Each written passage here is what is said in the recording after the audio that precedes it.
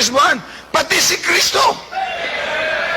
Actually, wala pong record sa banal na kasulatan na yung mga apostol binautismuhan ni... Si Kristo ay naglakad ng 60 miles from Galilee to Judea. Meron ng mga pari nun, paring Pariseo at paring Saduseo. Pero hindi siya lumapit doon sa pare. Po hindi po lumapit sa pari ang ating Panginoong Jesucristo. Bakit po? Sa kadahilanan ang ating Panginoong Jesucristo ayon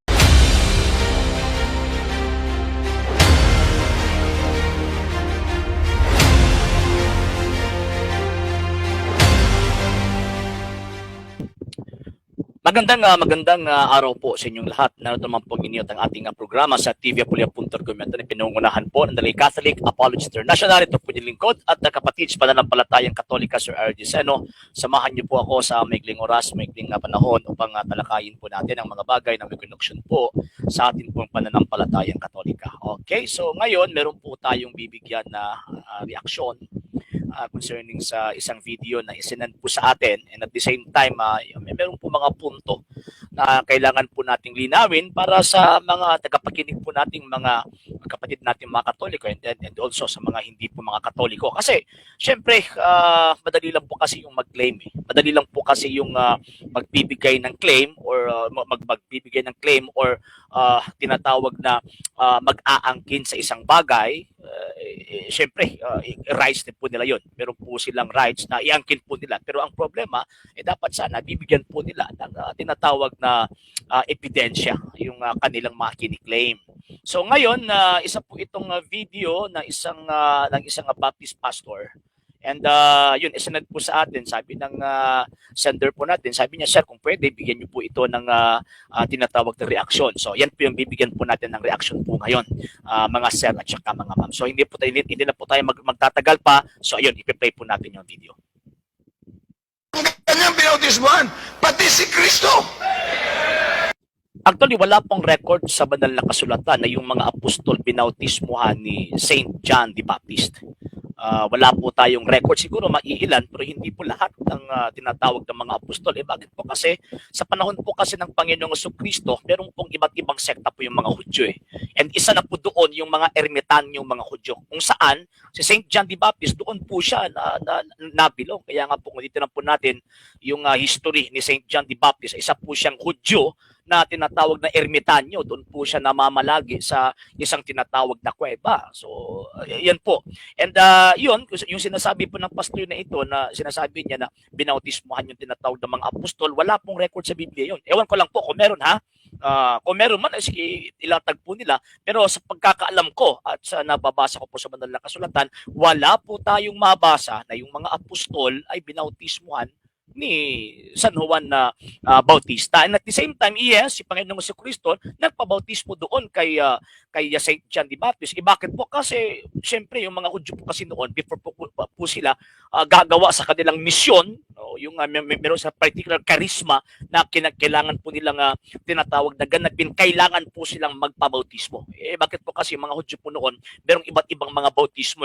Isa na po dyan kay Saint John the Baptist. Alam naman po natin, Saint John the Baptist ay isa pong siya po yung nagpe-prepare, naghahanda po siya po yung naghanda sa tinatawag na dadaanan ng tagapagligtas na ating Panginoong Jesucristo. Pero never si Saint John the Baptist nagtatag ng kanyang sariling sekta at tatawaging Baptist Church. Wala po yan sa Biblia.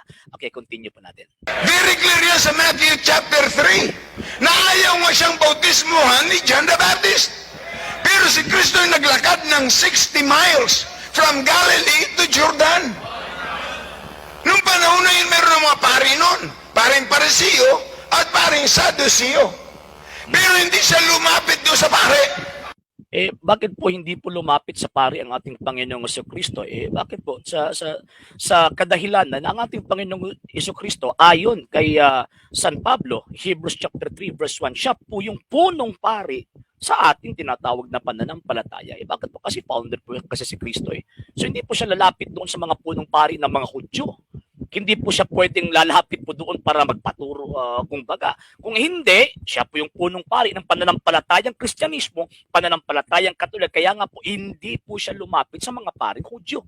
Iklaro po natin yan, hindi po paring mga Katoliko po yung mga pari sa panahon ng Panginoong Jesucristo. Kung hindi, mga paring Hudyo po yun. Pero ang Panginoong Jesucristo, siya po yung punong pari sa pananampalatayang Katolika. Okay, proceed po tayo. Lumapit sa kay John. Nang sabi ni John, ako ang bautismohan mo sapagkat ikaw ang naparito sa akin. Ano sabi ng Panginoon? Payagan mo ngayon.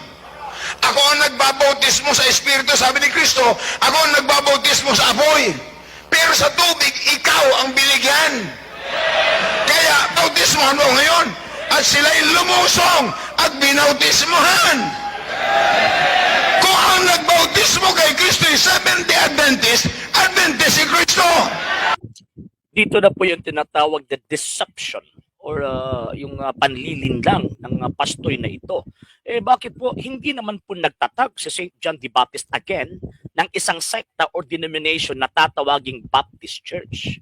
So, how come na meron po siyang tinatawag na analogy na kung Seventh-day Adventist po yung nagbaptize, Sabadista ang Panginoon? How come nga ginagawa po niyang analogy kapag Iglesia ni Cristo naman rin ang nagbaptize, dapat Iglesia ni Cristo sa Panginoon sa Kristo? Hindi po yun pwedeng gamitin analogy. Bakit po? Kasi hindi naman po sekta, hindi naman po isang denominasyon yung kay St. John the Baptist. Yung pagka-baptist po niya, hindi po bilang puno or tinatawag na member ng isang Baptist church, kung hindi sa gawain po niya yon na magbabautismo. Kaya nga po tinawag po siyang St. John the Baptist or si San Juan na bibinyag o tagapagbinyag. Kumbaga. So dito po talagang nandilin lang po itong pastoy na ito. Bakit po? Kasi ginagawa po niya yung Word na Baptist na isang denomination or isang religion ay hindi po. Mali po yun, mali. And the wrong analogy po yan kung susundin po natin yung mga argumento po niya. Kung ang nagbautismo sa kanya ay Pentecostal si Kristo. Kung si Kristo ay binautismohan ng Iglesia ni Kristo, Iglesia si Kristo. But praise the Lord! Ang nagbautismo sa kanya, John the Baptist. Natatawa ko sa mga nagsasabi ng pastor na ito. Again ini-institutionalize po niya yung word na Baptist na karugtong sa pangalan ni St. John the Baptist. Hindi po. Mali po kayo. Mr. Pastoy, mali po yun. Mali po. Wala po sa Biblia na si St. John the Baptist may inaanibang Baptist Church. Wala po. And never din po sinabi sa banal na kasulatan ng Panginoong Jesucristo nagtatag ng Baptist Church. And even sa history, kung titinang po natin, wala po tayong makikitang tinatawag na Baptist Church from the 1st century, 2nd century, 3rd century, until sa first 1,000 years ng buhay ng Kristyanismo. Wala po yan nag-iimbento yung pastoy na ito Okay, sige, proceed po tayo.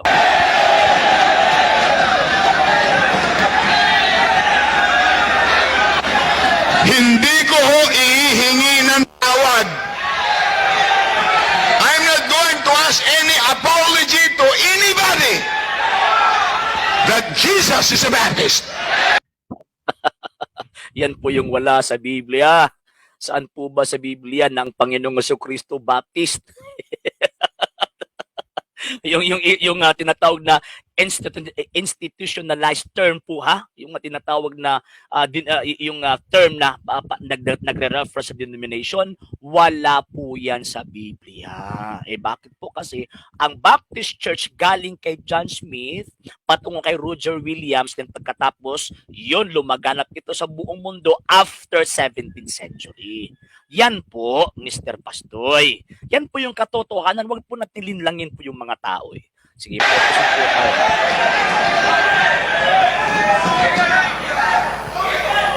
Amen.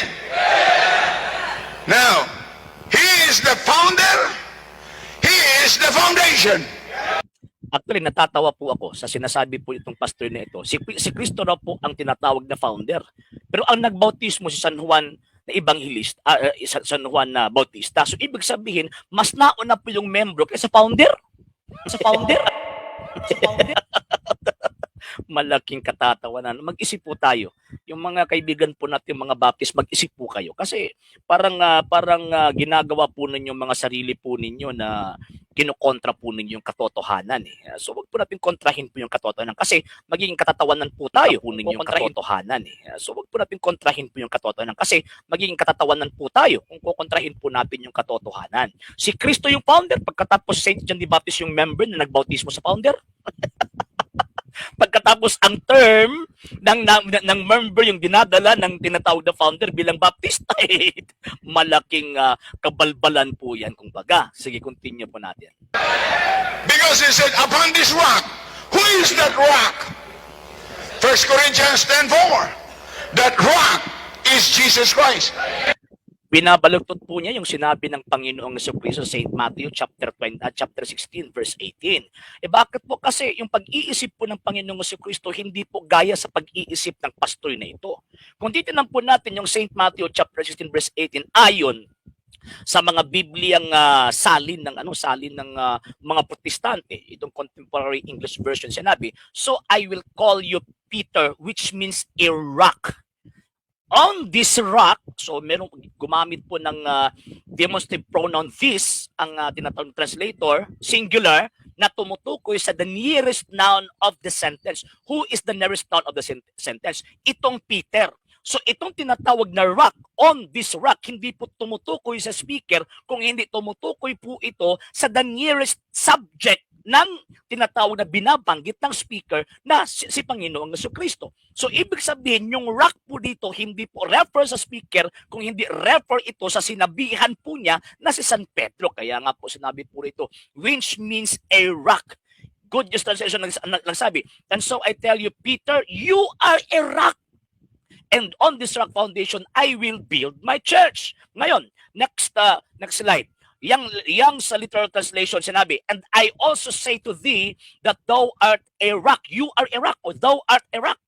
So ibig sabihin, proclaim po ito even sa pag-iisip ng mga Protestante na itong rock, itong bato na sinabi ng Panginoong Jesucristo, St. Matthew chapter 16 verse 18, hindi po ito nagre-refer sa kanyang sarili, kung hindi yung proclamation na bato sa panahon na yan, yung sinabihan po niya na bato na si San Pedro. Kaya nga po sa Greek sinabi, "Kago disu lego hotisu e Petros kay ipitautit te Petra."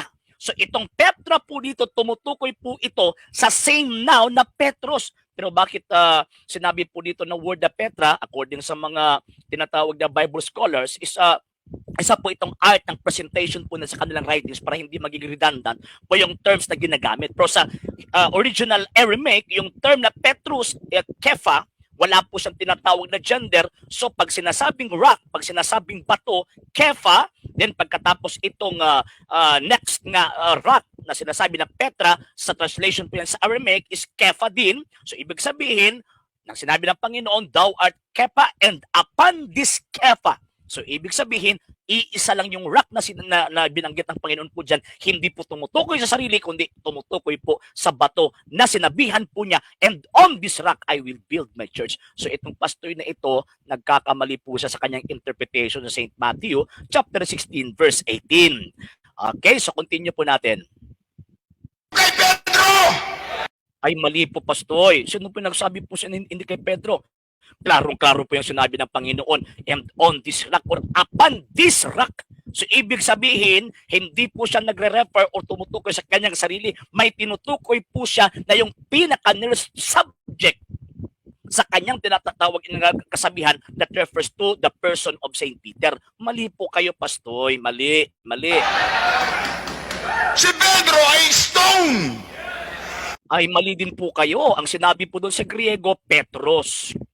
Ang stone po kasi, yung nasa isip po ninyong maliit na bato, sa Griego po yan, litos po yan, hindi po yan Petros. Pero ang Petros, pwede din po siyang matranslate as a stone, pero hindi pwede, ang nasa isip po ninyo na yung Petros is a small stone, hindi po, mali po kayo, yung Pebbles, mali po yun. So, ang literal translation ng word na stone doon sa Griego, litos, hindi po Petros. Yan po. Okay? Hindi siya rock! Ay mali, Petros na nga yung sinabi. Binabalagtot po ninyo yung nakasulat sa Biblia. Huwag niyo pong balagtotin yung nakasulat sa Biblia. Petros na nga yung sinabi. Pagkatapos sasabihin niyo pang hindi. Mas matibay ang rock. Ang rock ay may malaki pa kaysa boulder. O, yan po yung proclamation ng ating Panginoong Kristo kay San Pedro. Diba? Yan yung proclamation po niya kay San Pedro. Ika-question niyo po ba si Panginoon Kristo nang sinabi po niya, ikaw ay Pedro? Tandaan natin, upon this rock, I will build my church. Oh, so ibig sabihin, iglesia po yun ng Panginoong Kristo. So tapos na po na idineclare ng Panginoon na I will build my church. Tapos na po yung bautismo po niya kay St. John. So ibig sabihin, hindi po yung baptist po doon, hindi po yung institutionalized term na baptist na gaya sa inaangkin po ninyo na kayo po'y baptist. Mali po yung interpretation po ninyo. Okay. He is talking about the church.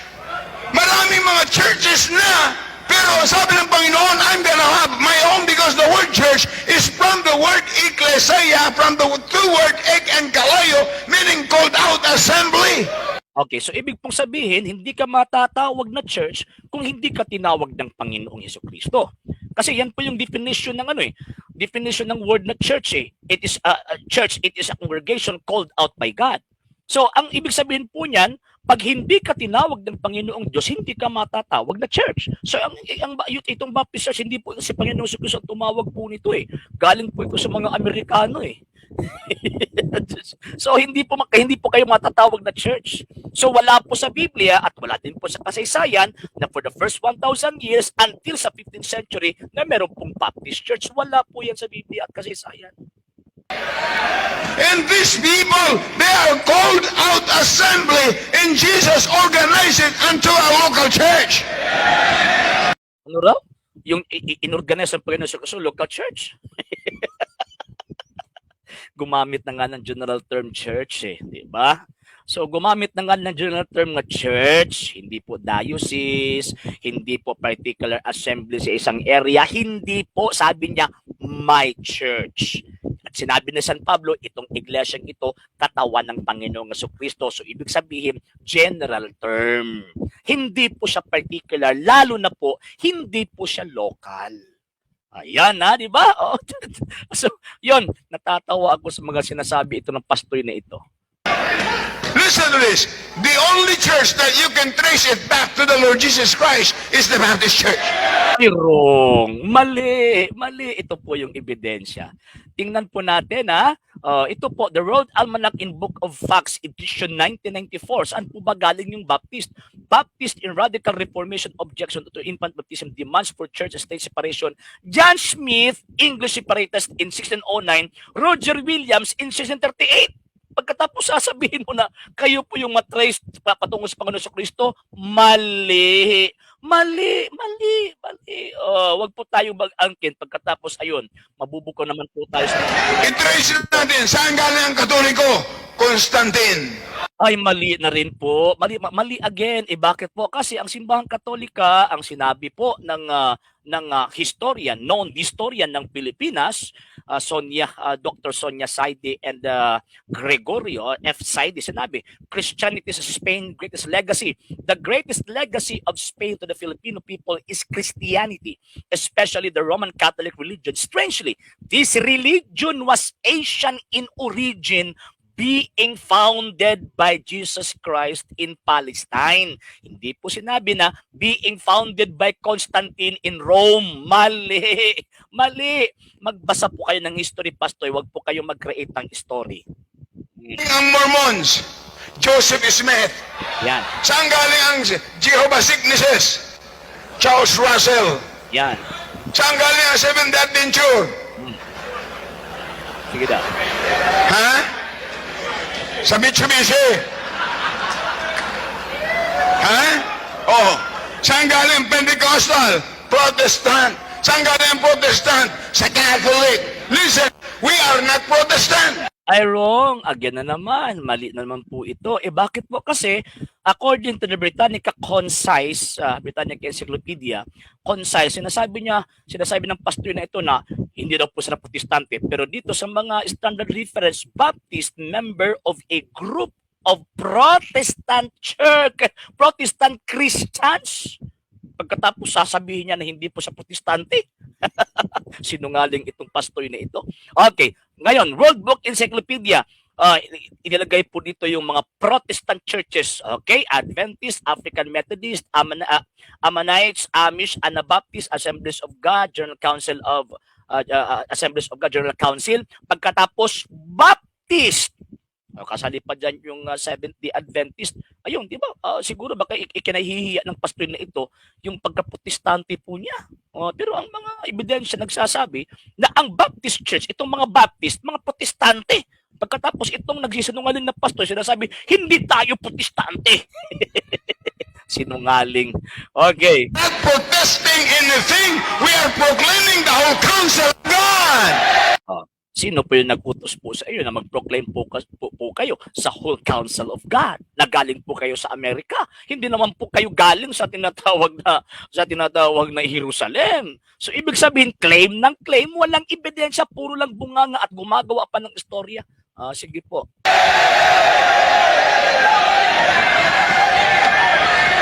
Amen. But listen to this. Now we know 12 alagad,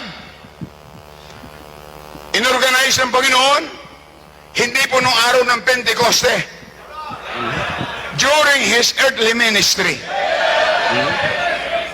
Sapagkat bago pa mag-day of Pentecost, mayroon ng existing na church.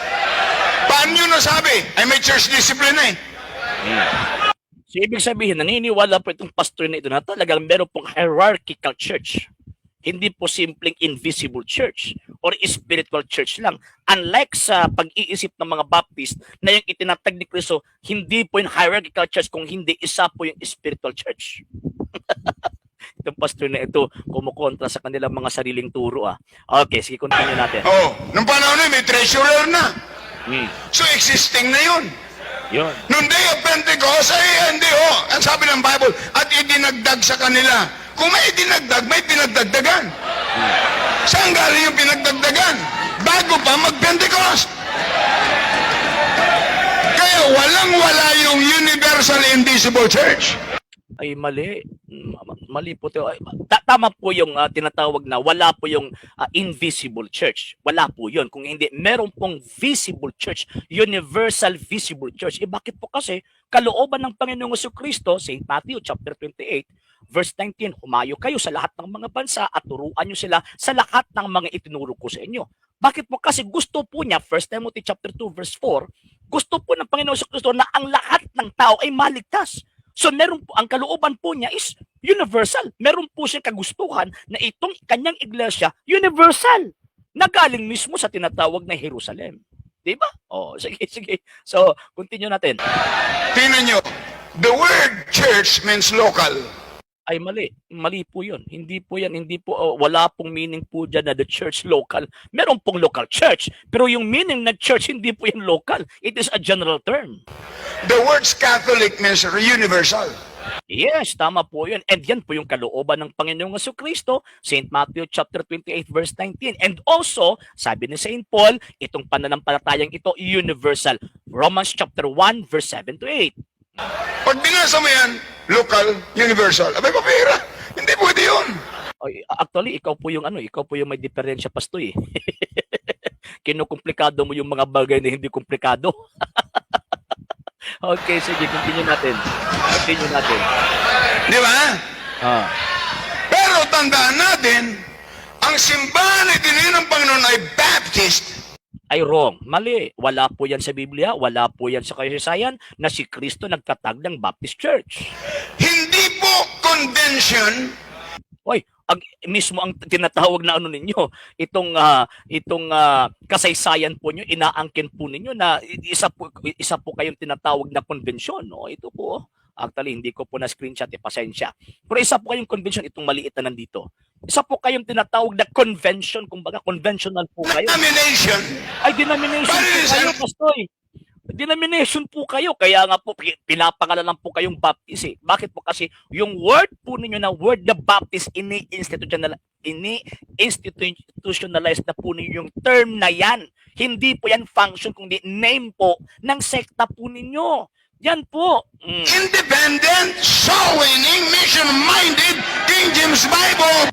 Oh, di ba? Sabi na Baptist Church King James Bible. Bakit po ba? Gumamit po ba ang Panginoong Jesucristo ng King James Bible? Gumamit po ba ang mga apostol ng King James Bible? Nananaginip po itong pastor na ito. Ay talagang itong huwag po kayong maniwala pag ganitong klaseng mga tao nagtuturo po sa atin. Talagang niloloko po tayo. Preaching Baptist Church. Niloloko po tayo ng mga taong ito. So mga kababayan, mga kapatid, tinan po natin yung mukha at yung sektang inaaniban po ng pastor na ito. Bakit po? Kasi hindi po niya tinuturo yung katotohanan eh. Gumagawa po siya ng kanyang katotohanan. Gumagawa po siya ng story.